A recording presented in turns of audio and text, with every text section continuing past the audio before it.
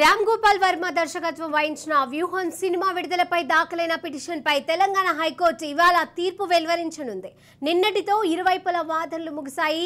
తీర్పును రిజర్వ్ చేసిన హైకోర్టు ఇవాళ జడ్జిమెంట్ను వెలువరించనుంది.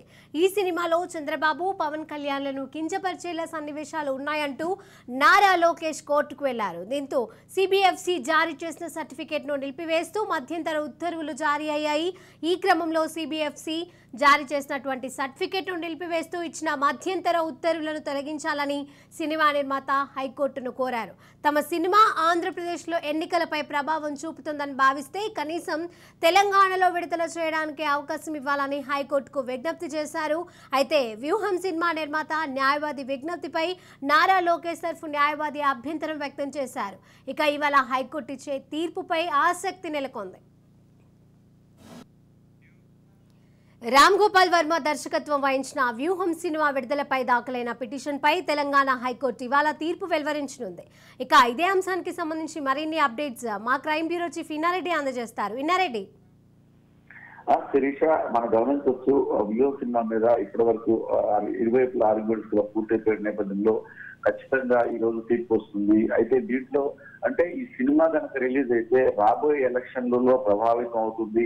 తర్వాత దీంట్లో క్యారెక్టర్ అసోసియేషన్ చేశారు. క్యారెక్టర్ లో డైరెక్ట్ గా కొంతమంది పార్టీ పేర్లతోటి, కొంతమంది చంద్రబాబు నాయుడు, తర్వాత పవన్ కళ్యాణ్, తర్వాత అలాగనే అందరి పేరుతో పెట్టి సినిమా తీశారు. కాబట్టి ఖచ్చితంగా ప్రభావితం అవుతుందని చెప్తున్న నేపథ్యంలోనే దీని మీద పిటిషన్ దాఖలైంది. మొత్తం మీద ఇరువైపులో వాదిన తర్వాత చివరికి రాంగోపురం కనీసం ఇప్పటికే దాని మీద చాలా ఖర్చు పెట్టాము, మా ఇది ఒక క్రియేటివ్ గా చూడాలి. గతంలో కూడా జడ్జిమెంట్ ఇచ్చారు కోర్టులు, క్రియేటివ్ యాంగిల్ లో చూడగాని ఈ రాజకీయ కోణంలో చూసి మేము పెట్టిన పెట్టుబడి మాకు ఇబ్బంది అవుతుంది, చాలా మంది జీవితాలు దీంట్లో ఇప్పుడు ఉంటాయని చెప్తున్నా ఆ వాదనలు గురించారు.